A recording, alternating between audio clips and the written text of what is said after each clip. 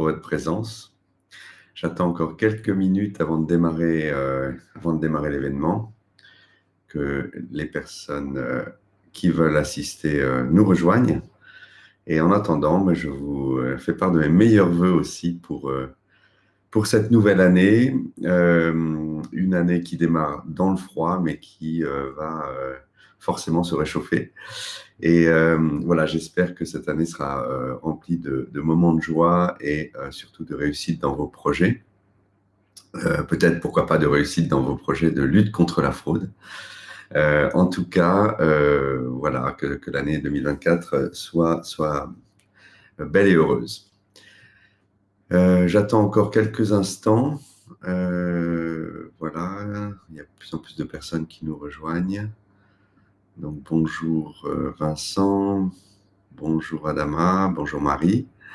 Marie, merci pour tes bons et loyaux services. Merci, bonjour Jean-Marc, Kadouri, sans prénom, bonjour Jean Mermoz. Voilà, on attend encore un petit peu de logistique avant de démarrer.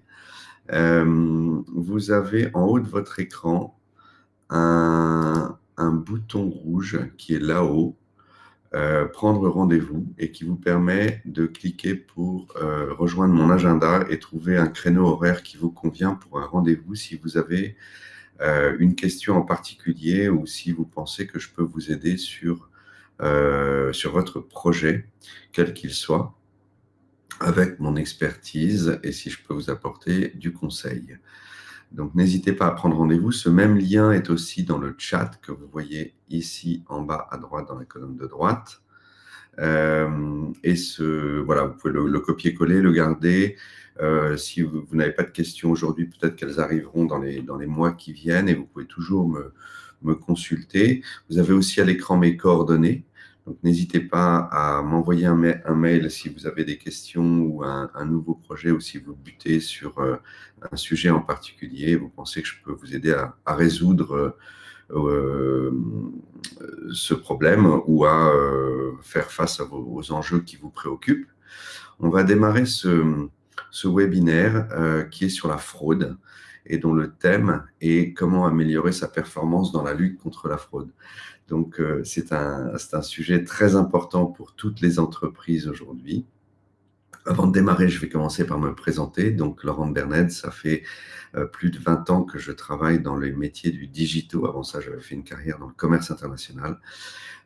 Et dans le digital, eh bien, de nombreux projets pour des grands groupes, pour des startups que j'ai montées, que j'ai vendues, que j'ai fermées, pour des fonds d'investissement qui ont fait appel à mes services et à mon expertise pour les accompagner dans la gestion de leur portefeuille d'investissement, pour beaucoup d'éditeurs de logiciels, de plateformes SaaS qui avaient besoin de traiter des sujets complexes liés à la conformité ou à l'enrichissement de leur offre avec des services de paiement, avec de la carte, de la monétique, avec du scoring pour le crédit.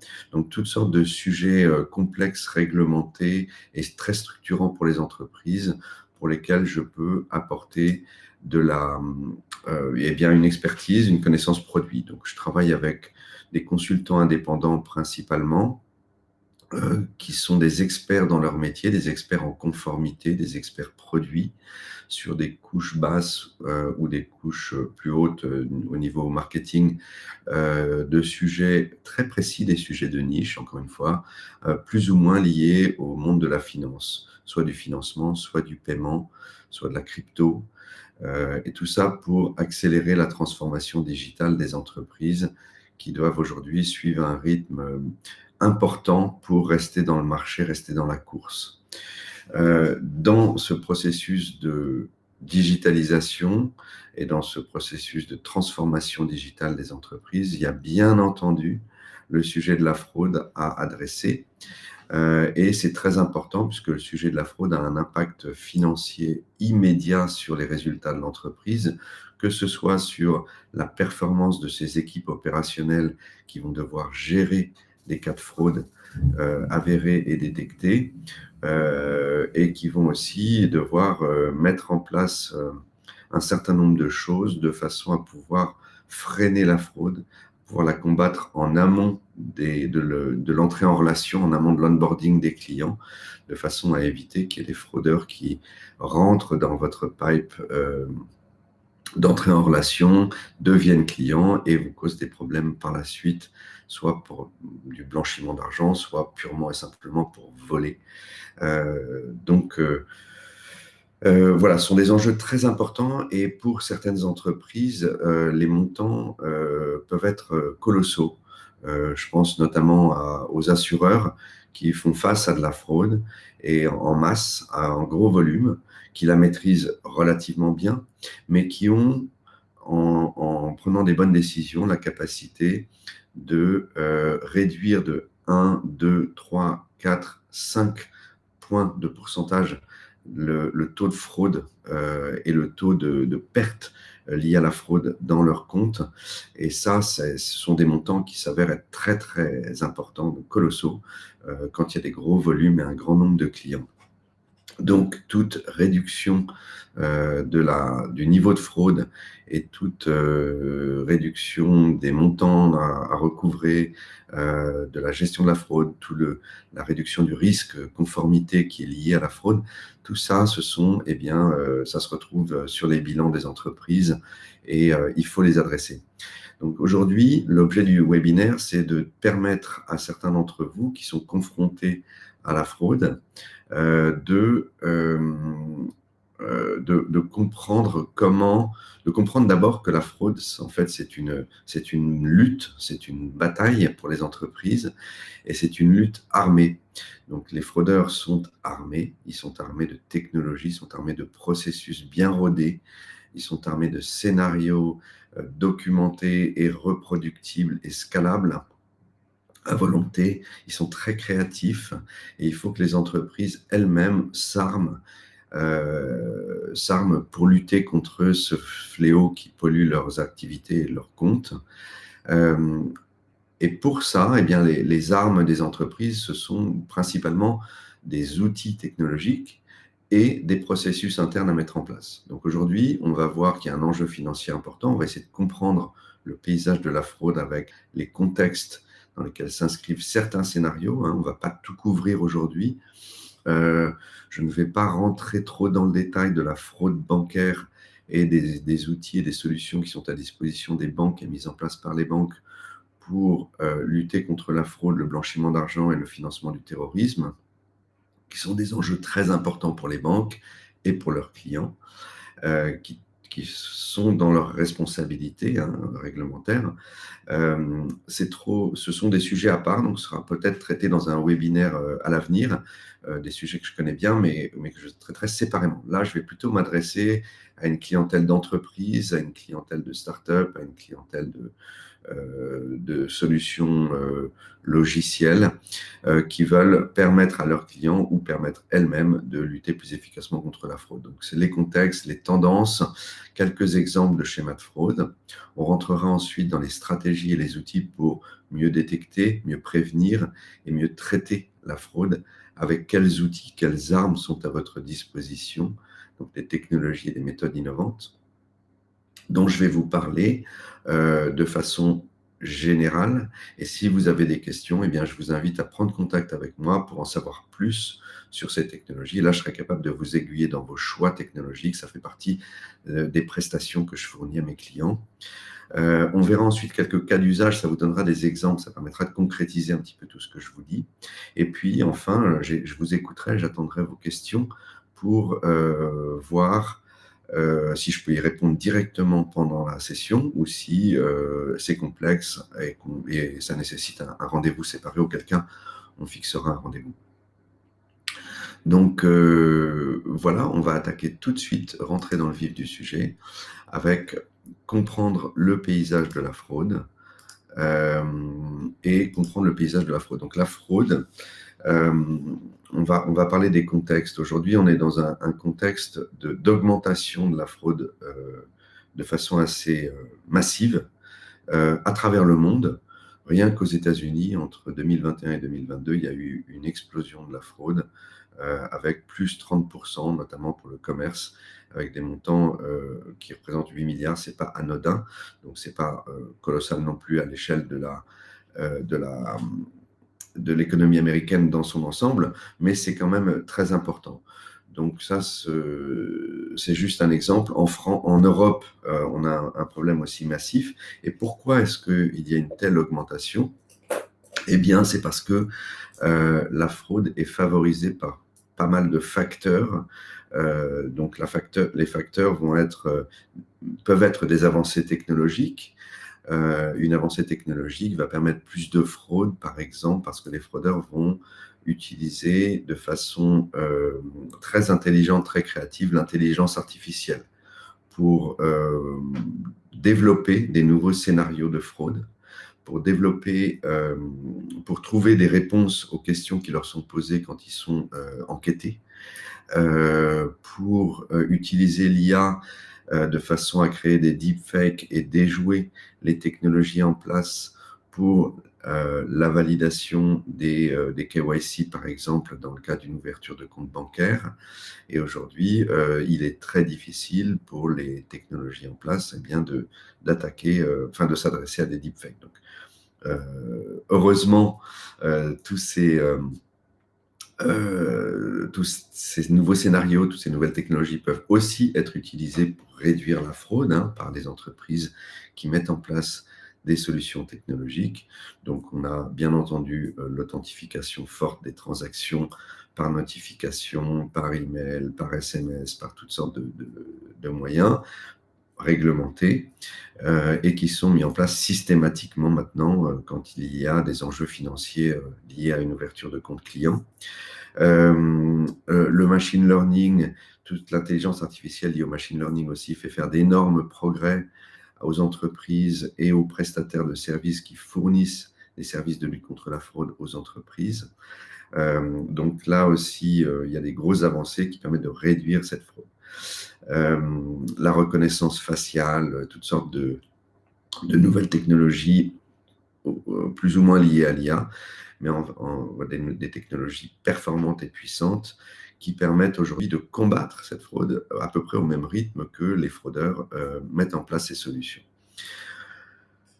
L'expansion générale du commerce électronique post-Covid, l'expansion générale des ouvertures de comptes à distance et des transactions à distance est aussi un facteur de croissance de la fraude. Donc, ça contribue énormément aussi. Plus il y a de commerce électronique, plus il y a de transactions à distance, plus c'est compliqué de détecter la fraude avec des outils, avec des technologies, et plus c'est coûteux de mettre en place ces technologies. Voilà, donc la fraude, elle passe aussi par la digitalisation du monde dans lequel on vit et qui ouvre de nouvelles portes aux fraudeurs tous les jours et qui permet une augmentation de la fraude en général. Il y a aussi des évolutions réglementaires. Alors, les évolutions réglementaires, elles sont superbes, elles sont magnifiques, elles visent toujours à protéger les consommateurs et à protéger les entreprises contre la cybercriminalité, contre la fraude, contre les abus, quels qu'ils soient. Mais malheureusement, elles permettent aussi de plus en plus d'innovation. Elles sont là aussi pour permettre aux activités financières et aux activités commerciales de croître et d'innover. Donc, elles ouvrent des portes. Donc, on a l'open banking, la capacité de permettre des flux financiers d'un compte à un autre en connectant les deux comptes à travers une entité réglementée. Ça ouvre des portes à la fraude aussi. La DSP2, la directive des services de paiement numéro 2, qui est en place depuis maintenant 2018, si je me souviens bien, et qui permet à des nouveaux acteurs sur le marché de proposer des services financiers qui sont à la base proposés par les banques, mais ça permet à ces entités de les distribuer. Ça rejoint aussi l'open banking, etc. Donc, on a aussi des nouvelles réglementations en cours là, qui vont arriver, comme une DSP3, une nouvelle directive de services de paiement européenne, qui va permettre notamment à des nouveaux acteurs comme des PSP qui font de l'encaissement de transactions de cartes bancaires, d'aller accéder directement à des rails de paiement, donc de proposer plus de nouveaux services. À chaque fois qu'il y a des nouveaux services de paiement qui sont proposés, eh bien, ça ouvre des failles, des portes, et les fraudeurs s'engouffrent là-dedans. Après ça, on resserre les boulons, on referme les portes le plus vite possible à travers des technologies, à travers des évolutions de la réglementation. Mais en tout cas, ça favorise aussi l'augmentation de la fraude. Et puis, la fraude, l'évolution de la fraude, elle est corrélée à l'économie. Donc, plus l'économie croît, plus il y a du volume, plus il y a de volume, plus il y a de fraude. C'est mécanique. Inversement, si l'économie se contracte, s'il y a de l'inflation ou même de la stagflation, eh bien, les gens vont avoir moins d'argent et donc le nombre de fraudeurs va augmenter parce qu'ils ne voudront pas réduire leur train de vie, ils ne voudront pas changer leur mode de vie et ils vont aller frauder ou voler pour le maintenir. Donc, c'est mécanique aussi. Plus l'économie va mal, plus il y a de voleurs et de fraudeurs. Et puis enfin, donc cette corrélation, elle est directe, elle est très marquée. Et malheureusement, si ça va dans un sens ou dans l'autre, ça augmente. Voilà, donc effectivement, pareil, l'économie va mal. Les taux d'intérêt qui remontent, le crédit se resserre, c'est de plus en plus cher d'obtenir un crédit. Donc, il y a de moins en moins de monde qui peuvent obtenir un crédit. Donc, ils vont avoir recours à d'autres moyens de financer leur vie. Et ces moyens peuvent être frauduleux dans certains cas. Voilà, donc tout ça, c'est corrélé et ça favorise l'augmentation de la fraude. Donc, face à ça, eh bien, il faut se battre. Aujourd'hui, ces tendances, eh bien, c'est vraiment une augmentation de la fraude en général qui se traduit par des pertes financières très importantes, de plus en plus importantes pour les entreprises. Donc, rien que dans l'assurance, en France, on note plus de 5,8 milliards d'euros de fraude à l'assurance. Donc ça, ce sont des chiffres qui viennent d'un de mes partenaires, Finovox, et qui fait appel à différentes études et différents organismes pour consolider certains chiffres. On a 3 à 7% de perte de CA aussi, enfin, pas de chiffre d'affaires nécessairement, mais en tout cas de profitabilité pour certaines entreprises dans certains secteurs. Donc, ce n'est pas anodin, 3 à 7%, c'est très important. Aller chercher 3 à 7% de croissance ou de marge pour une entreprise, c'est très compliqué, c'est très difficile. Et donc, si on peut limiter cette perte, il faut le faire. C'est très important. Voilà, la fraude documentaire, on estime que tout secteur confondu, que ce soit dans le recrutement, que ce soit dans l'immobilier, que ce soit dans le commerce, dans les télécoms, dans toutes sortes de secteurs d'activité, les services financiers, l'assurance, que c'est 40 milliards d'euros. Donc ça, c'est juste en France. Hein. Donc ça, c'est très important, c'est colossal. Et ça, il faut absolument bien, combattre ça. Je suis là pour vous aider. 15 milliards d'euros de fraude sociale en France due à des faux documents. Bon, ben ça, c'est pareil. Hein, ça, c'est de la perte sèche qui se traduit par une augmentation des impôts pour compenser cette perte pour tous les Français. Et ça, c'est le problème de tout le monde.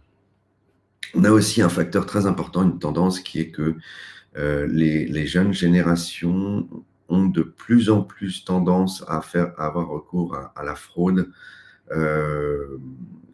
par rapport à des anciennes générations. On a une augmentation de 36% de la fraude à l'assurance chez les 18-34 ans et 15% de plus chez les plus de 55 ans. Donc on voit qu'on a une moindre augmentation de la fraude dans les générations plus élevées par rapport aux générations jeunes, où là, la fraude explose, littéralement. Donc, je ne sais pas l'expliquer. Je vais rechercher parce que ça m'intéresse, mais je ne peux pas vous donner les causes de ça tout de suite. En tout cas, c'est un facteur à prendre en compte. C'est très important quand on lance des services qui s'adressent à ces jeunes.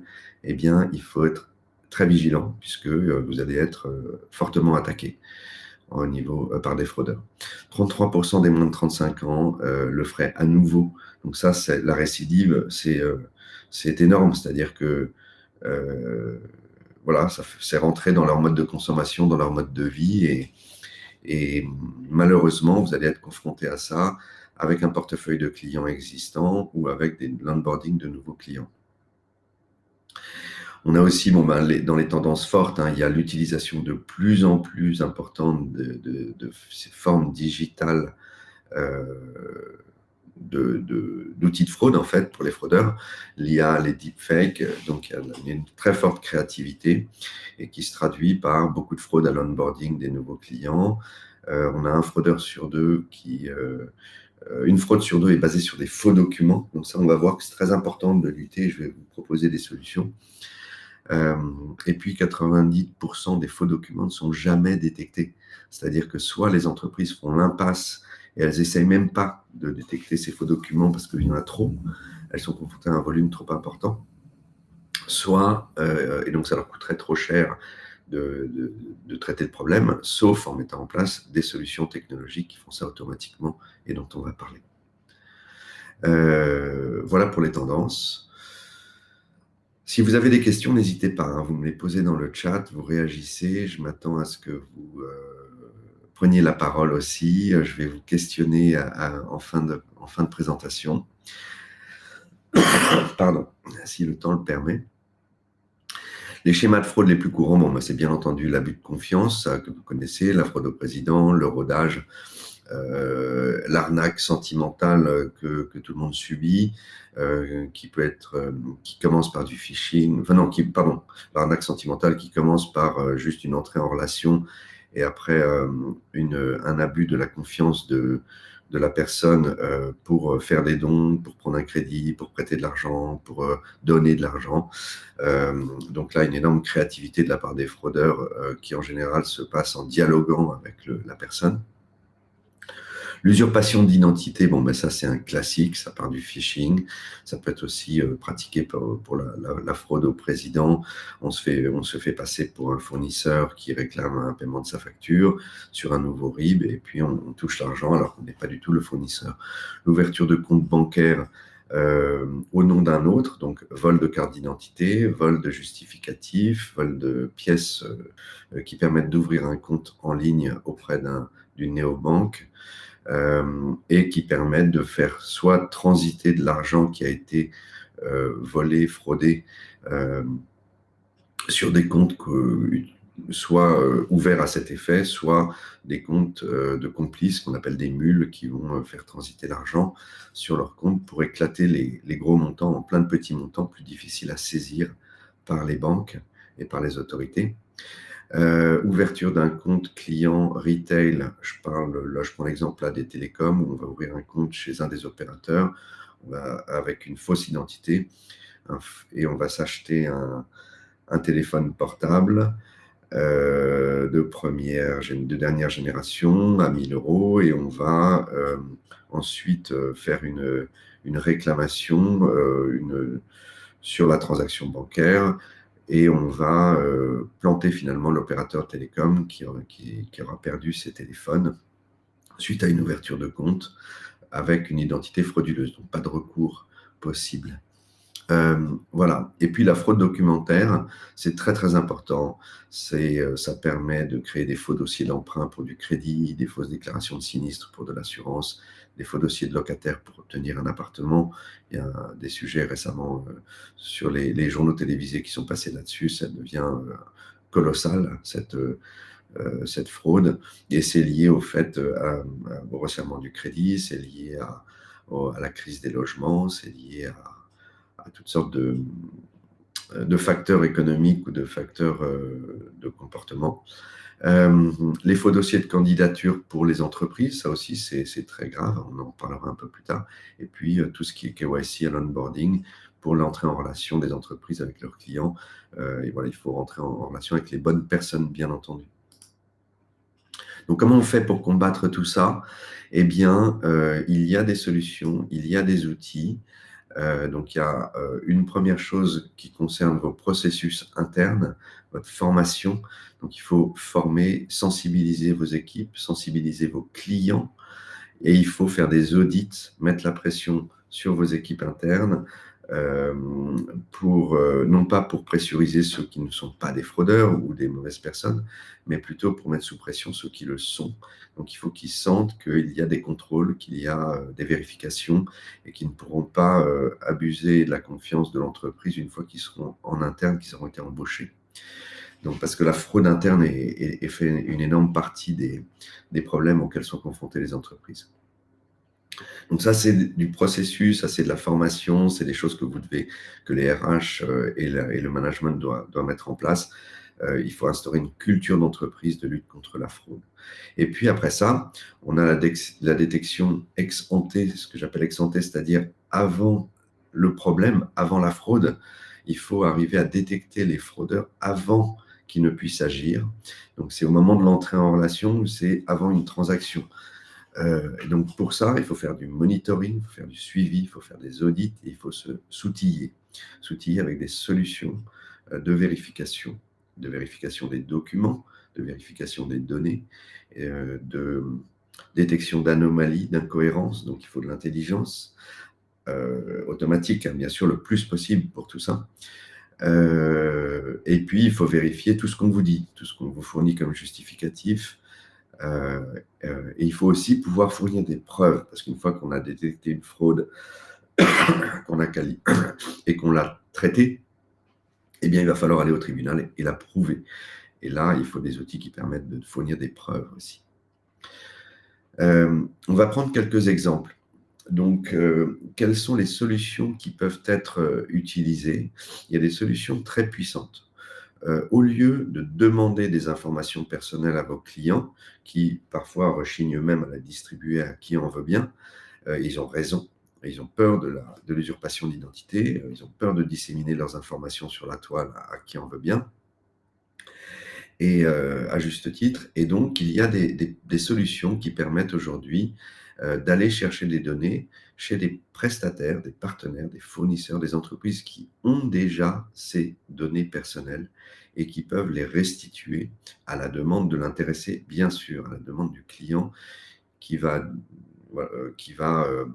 accepter de partager les données personnelles qu'il a déjà fournies aux impôts, à un fournisseur de télécom, à un fournisseur d'énergie, à des entités réglementées. Et vous, en tant qu'entreprise, vous allez pouvoir aller demander à ce site-là ces informations, un peu comme avec l'open banking. Une banque peut aller chercher des informations sur les comptes d'un client dans une autre banque pour les consolider et pour pouvoir faire une proposition de crédit, par exemple. Et bien là, de la même façon, vous allez pouvoir aller chercher un justificatif de domicile sous forme de données digitales chez un fournisseur de télécom ou un fournisseur d'énergie. Vous allez donc pouvoir juste, à travers un partenaire technologique qui fait cette prestation, demander est-ce que cette personne, vous allez demander par exemple à EDF, est-ce que cette personne habite bien à tel endroit et à un fournisseur d'énergie qui l'atteste. Oui, le prestataire de service auquel vous avez fait appel reçoit un oui/non et il vous fournit ce oui ou non. Si vous fournissez ce oui, vous pouvez être sûr que cette personne a bien une adresse et un compte ouvert auprès du fournisseur d'énergie ou de télécom à cette adresse. Donc, il y habite bien. De la même façon, vous pourrez aller chercher d'autres informations. Par exemple, vous pourrez, auprès d'une banque, aller chercher un RIB, aller chercher un IBAN, aller chercher des données d'information sur les comptes, des données d'information de relevé bancaire pour vérifier qu'un salaire arrive bien de telle entité ou qu'il y a un certain niveau de revenu qui apparaît sur le compte si vous avez besoin de cette information. Ces fournisseurs, ils vont être capables de faire des calculs sur ces données. Ils vont être capables de faire plusieurs choses. C'est très important. D'une part, ils vont chercher la donnée chez le partenaire bancaire, télécom, énergie. Ils obtiennent une information qui peut être un oui/non, qui peut être un montant, et ils peuvent faire des calculs dessus et vous restituer ce dont vous avez besoin. Donc, si vous avez besoin de savoir que vous étudiez un dossier de locataire, par exemple, vous avez besoin de savoir si la personne qui est caution de votre locataire potentiel gagne bien plus de X milliers d'euros. Eh bien, vous allez demander à cette caution de se connecter à son compte des impôts et de fournir et les impôts, on va leur demander un oui-non. Est-ce que cette personne gagne plus de temps? On ne demande pas le montant, on demande juste oui ou non.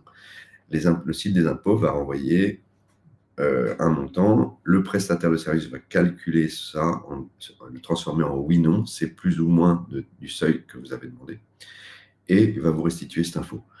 Le prestataire ne stocke pas l'information, donc au niveau RGPD, au niveau risque de cybersécurité, etc. C'est contrôlé. Ce prestataire est aussi réglementé par la CPR, par l'autorité prudentielle en France, le régulateur, et il est audité, ses processus, son système d'information, son niveau de sécurité, etc., pour qu'il puisse vous fournir ce service sans que vous ayez de crainte vous-même. Donc ça, c'est très important. Il faut choisir les bons partenaires, les bons prestataires qui sont réglementés et qui font ça dans les règles de l'art, qui vont pouvoir vous apporter de la donnée digitale plutôt que des documents, quand c'est souhaitable, quand c'est nécessaire. Ça va vous permettre de réduire la fraude énormément. Un niveau de salaire, un niveau d'impôt sur le revenu, un justificatif de domicile, tout ce que vous voulez. Ça peut servir dans des cas de RH, dans des cas d'onboarding, d'ouverture de compte, de tout ce que vous voulez.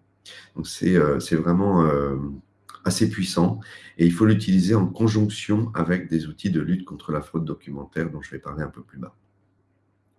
Si on reste sur l'utilisation des données digitales comme outil de lutte contre la fraude, on va aussi pouvoir enrichir des données personnelles qui vous sont fournies à travers des documents ou à travers des données digitales que vous serez allé chercher à la main directement quand vous aurez des données déclaratives ou bien des données transactionnelles ou des données de compte client que vous avez déjà.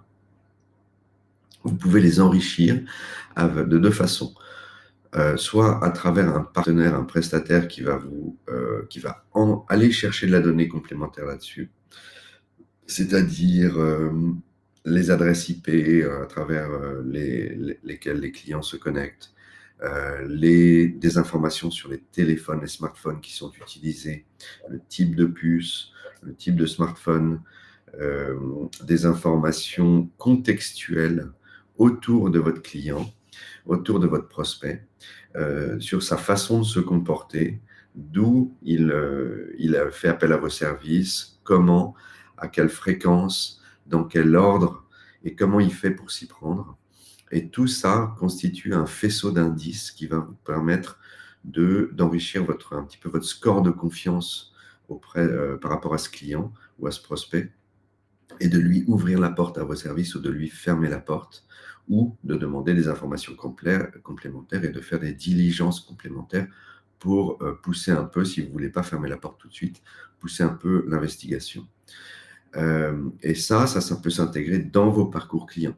Donc, le premier prestataire dont j'ai parlé, le tiers de confiance qui va vous fournir des infos vérifiées, fiables, à partir de sites qui les ont déjà, ou bien ce prestataire qui va venir enrichir vos données en allant chercher de l'info cachée, contextuelle, ou bien de l'info open source, open data aussi, que vous pouvez utiliser, très importante, sur le quartier dans lequel habite la personne. Est-ce que c'est cohérent avec son niveau de revenu? Est-ce que c'est cohérent avec les informations qu'il vous a transmises, etc. Tout ça pour constituer un faisceau d'indices qui va vous aider dans la détection de la fraude. Donc, ce sont des outils complémentaires liés à la donnée digitale que vous pouvez aller chercher, enrichir, traiter et utiliser. Enfin, il y a aussi l'analyse des documents.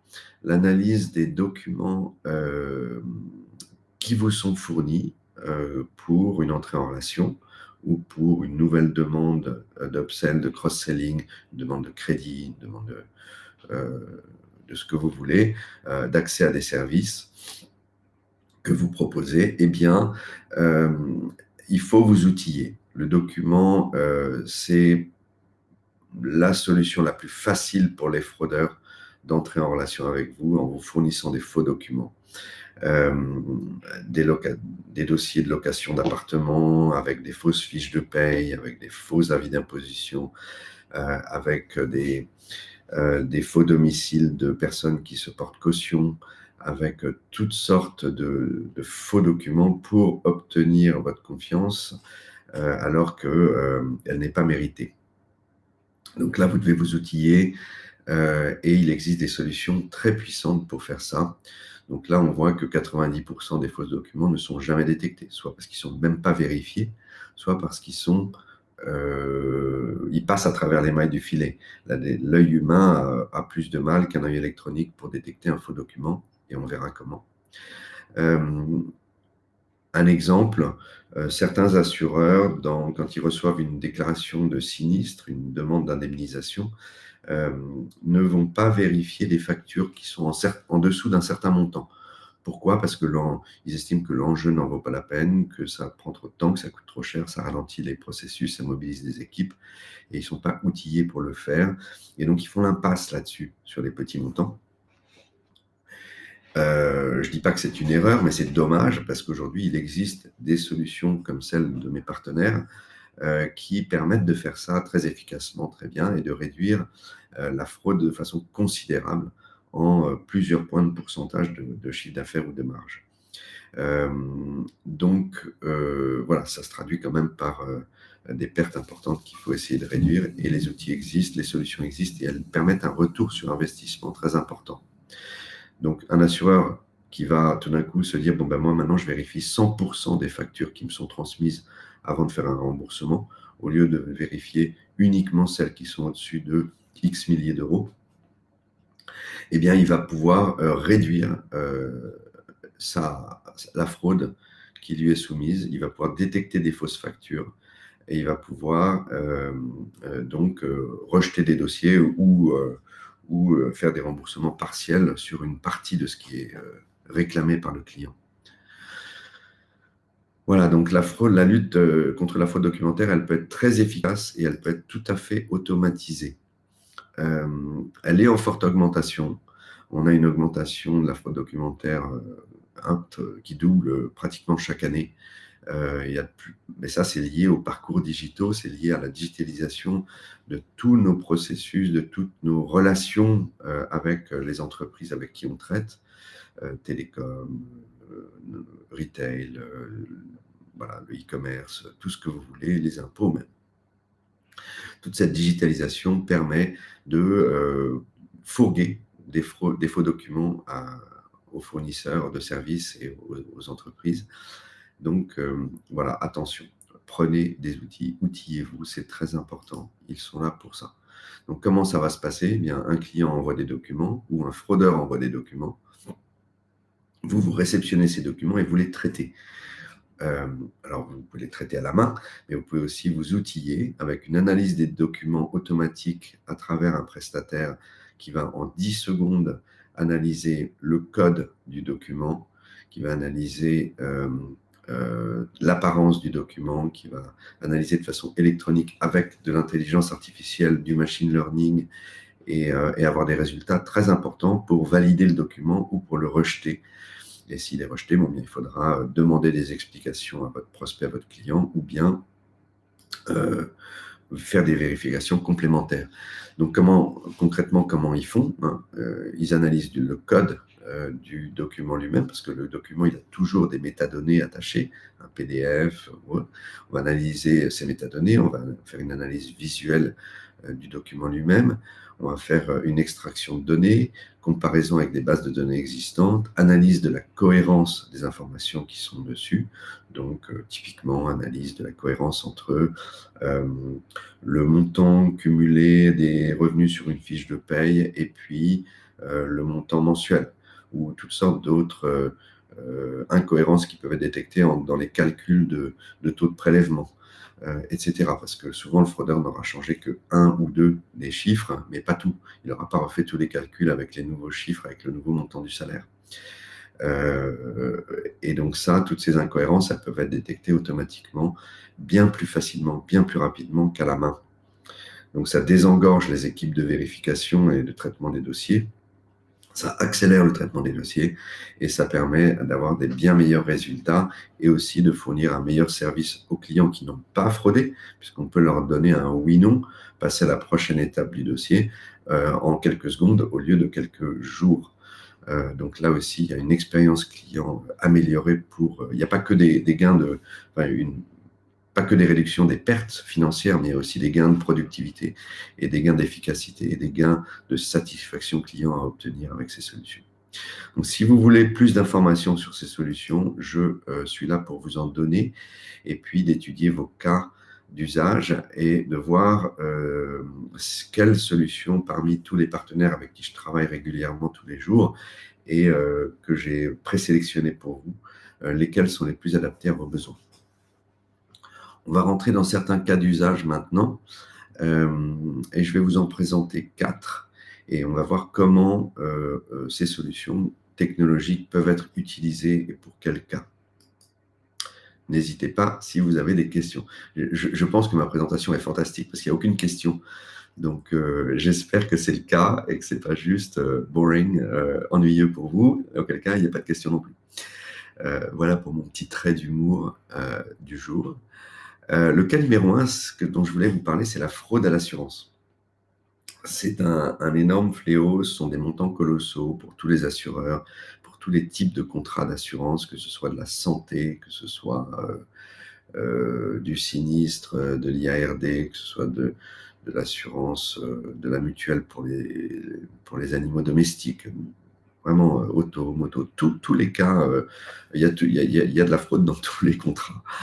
On s'aperçoit aussi que les assureurs sont confrontés à des gens qui ne sont pas forcément très malhonnêtes, pas forcément des vrais fraudeurs, mais qui estiment que l'assureur, il paye depuis des années, là ils ont un sinistre, eh bien, ils veulent récupérer une partie de l'argent qu'ils ont payé au-delà de ce qui leur est dû au titre du contrat, et ils vont essayer de gonfler l'addition en rajoutant des factures qui n'existaient pas à un sinistre pour essayer de grappiller, finalement. Ce sont des grappilleurs plutôt que des vrais fraudeurs malhonnêtes organisés qui opèrent en bande. Mais ça a un impact sur les résultats de l'assureur. Donc le problème, c'est de détecter des documents frauduleux pour éviter des paiements injustifiés. L'idée, ce serait d'analyser les déclarations d'un accident ou d'un sinistre et on va s'apercevoir, par exemple, en analysant les documents, ce qu'on cherche, c'est de voir si les montants financiers, les montants des factures n'ont pas été augmentés, par exemple, falsifiés, ou bien une période des dates qui aurait pu être changée, une date de facture, pour qu'elle rentre dans la date du contrat, dans la date de validité du contrat. S'il y avait une période de carence en début de contrat, et que la facture était pendant cette période de carence, les fraudeurs vont avoir tendance à reculer la date de façon à ce qu'on ait dépassé la période de carence, etc. Il y a toutes sortes de cas auxquels sont confrontés les assureurs. Et en analysant les documents qui leur sont fournis dans le cadre d'un dossier de sinistre, eh bien, ils vont pouvoir détecter des incohérences ou des falsifications grâce à l'analyse documentaire. Donc, l'analyse automatique des factures, des devis, des ordonnances quand c'est du médical, d'un relevé de banque quand il s'agit de justifier qu'une dépense a bien été faite, avant d'être remboursé, ou de la fiche de paye s'il y a des pertes de revenus pour un crédit, des pertes de salaire ou autre. Il y a toutes sortes de cas et l'analyse documentaire automatique avec l'intelligence artificielle permet de détecter ça de façon très, très efficace. Donc, ça permet, en termes de bénéfices, une réduction du nombre de suspects à traiter, de cas suspects, qu'il faut traiter à la main, du coup. Une fois qu'on a détecté des cas suspects, il faut demander des vérifications et des justifications complémentaires avant de rejeter la demande, et avant aussi de décréter qu'une fraude est avérée. Il y a bien entendu une augmentation du nombre de détections de fraude qui se traduit par juste moins de sinistres à rembourser, moins de montants à débourser. De l'automatisation des traitements des documents vérifiés. Donc là, on a des gains de productivité très importants à faire puisqu'il y a des gros volumes et sont parfois des armées de personnes qui sont supposées faire ça. Donc soit elles vont pouvoir en traiter plus, soit elles vont pouvoir être affectées à de nouvelles tâches à plus forte valeur ajoutée, une fois que la machine aura fait son travail. Et puis, il y a une réduction des seuils des montants à vérifier. Donc là, je parlais tout à l'heure des seuils de facture qu'on ne vérifie pas, tout simplement parce que ça ne vaut pas le coup, on estime. Mais en fait, toutes ces factures mises bout à bout, c'est un gros montant qui mérite d'être vérifié.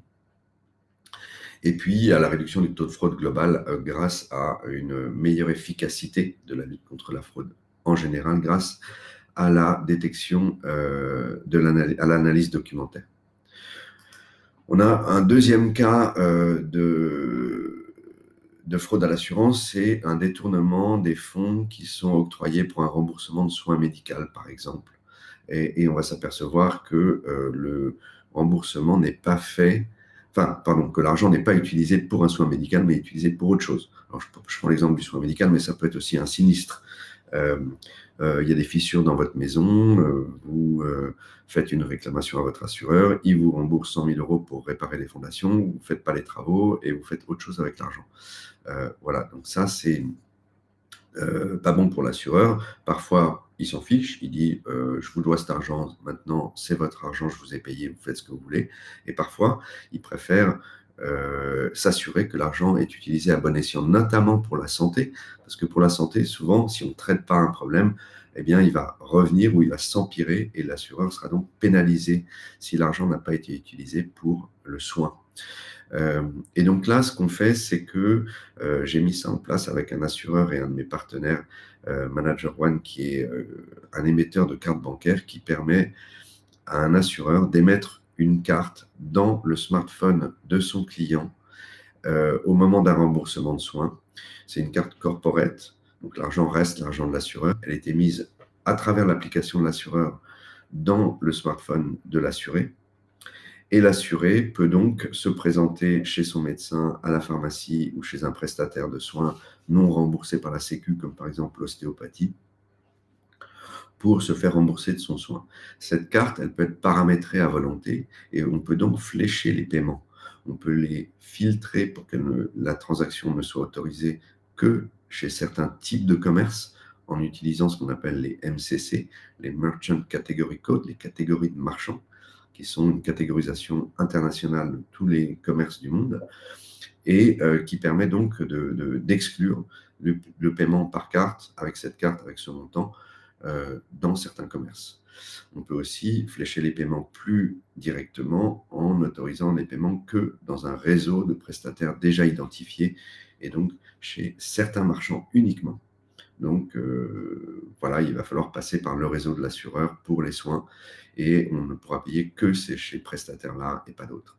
Donc voilà, ça permet de flécher le paiement et de vous assurer qu'il n'y a pas de fraude en détournement de montants remboursés ou de montants avancés. Voilà pour le deuxième cas. J'espère que vous avez compris que c'est clair. Si vous avez des questions, n'hésitez pas dans le chat. On a de la fraude aux services financiers, où là, on va parler de crédit, de leasing, d'affacturage, où il y a des gros soucis de fraude. Il y a des crédits qui sont octroyés à des gens qui ne sont pas méritants, et donc ça va causer des problèmes de recouvrement, des problèmes de défaut. Des leasing, pareil, c'est une autre forme de crédit, ou même l'affacturage. Il y aura des factures... des fausses factures, des factures à facturer plusieurs fois chez différents organismes de crédit. Il y a toutes sortes de cas importants. Donc là, on va devoir analyser, vérifier des salaires, vérifier que des salaires n'ont pas été indûment augmentés sur des fiches de paye ou des fausses déclarations de revenus, des faux avis d'imposition. Professionnel ou personnel, hein, ça peut concerner des entreprises, il y a pas mal de fraude qui est prodiguée par des entreprises. Il va falloir aussi être conforme vis-à-vis de la lutte contre le blanchiment, la lutte contre le financement du terrorisme, et là donc ça passe par une vérification des documents qui sont transmis et un filtrage à l'entrée en relation avec les individus ou avec les entreprises. Donc, faux documents d'identité, faux compte bancaire, fausse preuve de domicile justificatif. Et voilà, il va falloir vérifier, encore une fois, les revenus d'une entreprise ou d'un particulier avant une entrée en relation dans les services financiers. Pour ça, l'analyse documentaire est un moyen de le faire très efficace. Et puis, il y a aussi le fait d'aller chercher les données directement à la source, dans une source fiable et réglementée, comme les impôts, comme une administration sociale, comme l'URSSAF, comme une mairie ou comme toutes sortes d'infogreffes, et aller chercher de l'info directement à la source pour vérifier la concordance avec ce qui a été déclaré par le client ou le prospect, pour vérifier les incohérences, les anomalies, et puis enrichir sa connaissance du client, du prospect, et donc sa capacité d'analyser efficacement le dossier. Les bénéfices d'utiliser ces deux technologies dans vos processus d'onboarding et dans vos processus de vérification avant une entrée en relation ou avant une vente, un crédit par exemple, eh bien, c'est une réduction de la fraude avant justement l'entrée en relation. C'est une accélération de l'analyse des dossiers, donc on peut traiter plus de dossiers dans la même journée, dans le même mois. On peut répondre plus vite à ses clients et avoir des gains importants d'expérience client et de satisfaction client. Une augmentation de la production globale, quand on traite plus de contrats à crédit en un mois, eh bien, on augmente sa prod et on augmente ses revenus normalement, si on n'augmente pas son taux de défaut dans le process. Donc, c'est pour ça qu'il faut bien s'outiller. Une réduction des risques de non-conformité, donc ça, c'est très important dans les services financiers.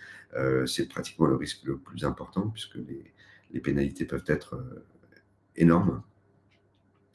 Et on peut même perdre sa licence et sa capacité à faire du business.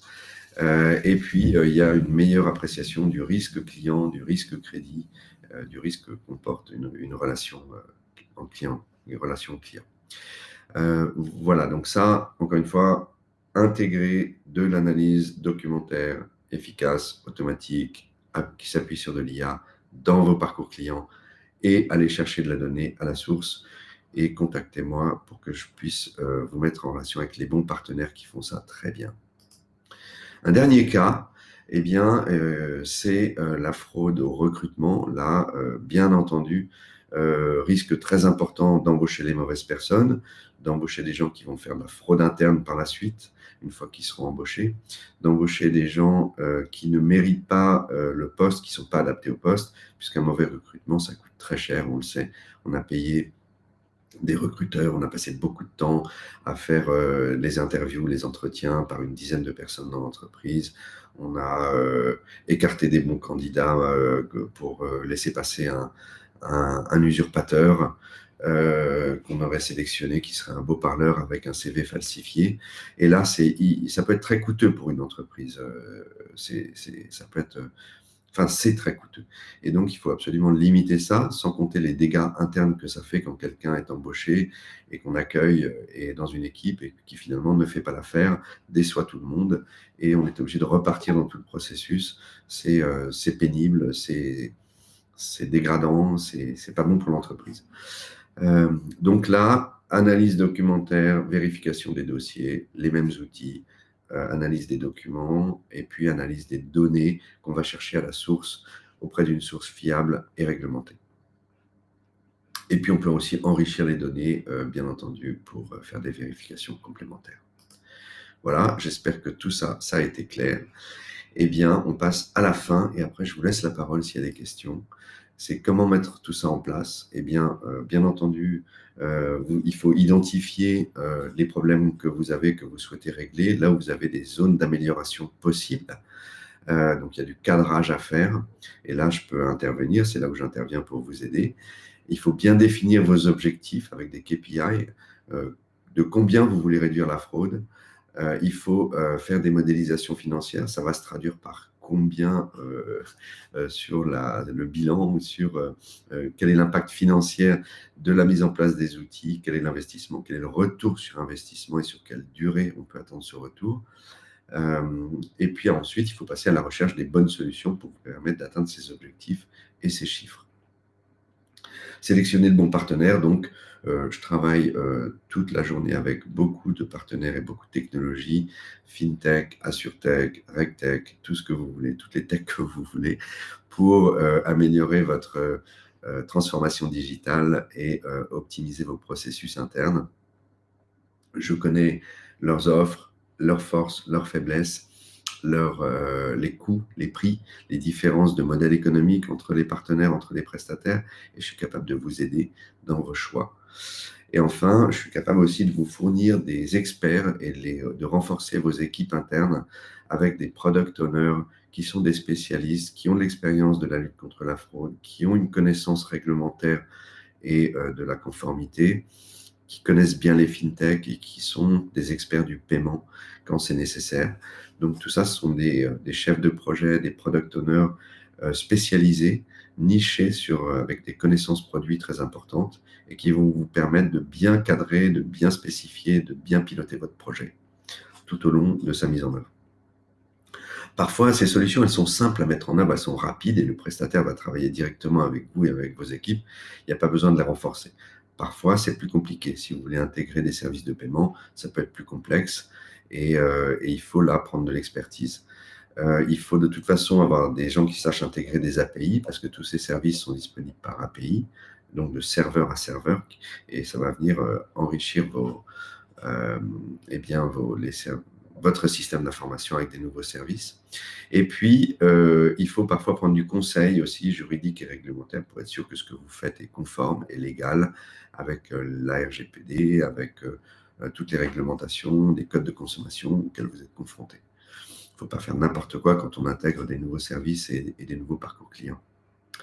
Voilà, et puis en général, si vous pouvez, faites un POC, faites une étude d'impact, et avant de généraliser, d'industrialiser ça et de déployer massivement auprès de toutes vos entités, tous vos salariés, toutes vos entreprises.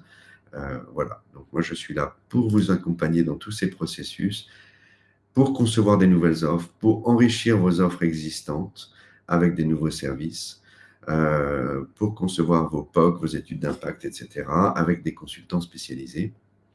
Ensuite, dans la mise en œuvre, monter une équipe de développeurs pour intégrer les services, avec des product owners qui vont piloter votre projet, venir renforcer vos équipes qui souvent sont déjà bien chargées avec une roadmap produit à 1 an, 2 ans qui est pleine et vous ne voulez pas forcément embaucher, vous pouvez prendre des ressources externes. Et puis enfin, sur la mise en marché, je peux aussi trouver des expertises spécialisées dans les services de paiement au niveau du marketing de ces offres, comment bien marketer ces nouveaux services auprès de vos clients quand vous avez enrichi votre offre ou développé une nouvelle offre. On passe aux questions, il reste 3 minutes et je vois une question de Jean-Marc. Je vois plusieurs technos permettant de limiter la fraude lors de l'entrée en relation, l'identité numérique et le PVID. Oui, bien sûr. Alors, ça va être des avancées très, très importantes. Alors, il y a déjà de l'identité numérique qui est disponible, mais qui n'est pas déployée massivement au niveau européen. Pas encore. Ça n'a pas été adopté par tous les pays, par toute l'économie en fait. Et tant que c'est pas le cas, ça va être, on va être confronté à devoir faire un travail supplémentaire pour faire des vérifications complémentaires. Mais bien entendu, l'identité numérique va permettre de faire un bond en avant, un saut sur la connaissance client et la fiabilité de cette connaissance client et de cette entrée en relation. Donc, sur le document et son contrôle avec le code 2D doc, j'avoue que là, vous me prenez à défaut. Je ne peux pas répondre à cette question, mais je vais creuser le sujet et je vous répondrai séparément, Jean-Marc, sur ce sujet. pour approfondir mes connaissances d'une part, parce que vous me posez une colle, et aussi pouvoir répondre à votre question, si c'est une question. En tout cas, merci pour cette interaction. Donc, je ne vois pas d'autres questions. Il reste 2 minutes. Ah, il y a un nouveau message qui est apparu. Voilà, de Docket. Ah oui, le code. Oui, oui, bien sûr. Ce QR code. Alors, oui, on peut l'utiliser, mais encore une fois, il peut être falsifié aussi. C'est un QR code, je pense, qui va pouvoir pointer vers une mauvaise source d'information, une mauvaise page Internet, une base de données construite ad hoc pour empêcher justement cette vérification. Donc là, attention, en fait, les méthodes de phishing où les fraudeurs se font passer pour un site, se font passer pour une entité, peuvent aussi être utilisées. Donc le QR code, on va scanner un code qui va tout simplement renvoyer vers la mauvaise page et qui va donc vous faire croire que l'information est bonne, mais en fait non, vous êtes sur un faux site. Voilà, donc il vaut mieux aller chercher la donnée directement auprès de la personne qui fournit le justificatif de domicile, c'est-à-dire l'opérateur télécom, les impôts, l'administration ou les fournisseurs d'énergie, qui sont toutes des entités réglementées et qui sont supposées avoir fait le bon travail de vérification en amont de votre demande. Et c'est pour ça que cette source est fiable. Voilà, donc moi je recommande plutôt de passer par un partenaire qui va faire un peu à la mode open banking, d'aller chercher de l'information sur des sites tiers, information fiable, sans la stocker, en la transformant si nécessaire pour fournir une réponse anonyme ou pour fournir une réponse générique, un oui-non, à votre question, sans vous mettre en risque de vous-même stocker des informations personnelles dont vous avez besoin une fois et qui finalement peuvent vous mettre en risque d'avoir des fuites de données personnelles et qui pourraient vous coûter très cher. Donc voilà, ne stockez pas ces données, ne les gardez pas, passez par un tiers dont c'est le métier qui est réglementé et qui fait ça très bien. C'est plutôt ma recommandation. C'est pas cher, c'est moins cher que de faire les choses vous-même parfois et de tout monter vous-même avec votre propre licence réglementée, avec votre propre niveau de sécurité technologique, etc. Voilà, voilà. Timothée, effectivement, les QR sont falsifiables. Voilà, donc ça corrobore un peu ma réponse. Merci Timothée pour cette réponse complémentaire. Le webinaire est terminé, je dois libérer la salle. Je vous encourage, avec le lien qui est dans le chat ou en haut de votre écran, de prendre rendez-vous avec moi. Voici mes coordonnées, vous avez même mon portable si vous voulez m'appeler pour que je puisse répondre à vos questions complémentaires. Et là, je vois une nouvelle question qui arrive dans le cas du phishing par téléphone. C'est très difficile d'éviter les usurpateurs d'identité. Là, ça passe par la sensibilisation de vos clients, de votre staff. Ça passe par mettre des messages d'alerte dans votre application mobile sur votre site web pour sensibiliser vos clients et leur dire de ne pas croire tout ce qui leur est dit par n'importe qui sans vérifier, de faire une vérification auprès de vous directement en vous appelant pour vérifier avant de répondre à qui que ce soit. N'hésitez pas à me prendre contact avec moi. J'espère que ça a été intéressant, enrichissant. Je vous donne rendez-vous le 6 février à 11h30 pour mon prochain webinaire. Le thème du prochain webinaire n'est pas encore défini, mais j'espère que ça vous intéressera et que vous inscrirez. Il y aura un replay que je vous envoie dans les jours qui viennent. À très bientôt et j'attends vos prises de contact pour parler de vos projets. À très vite. Merci beaucoup. Au revoir.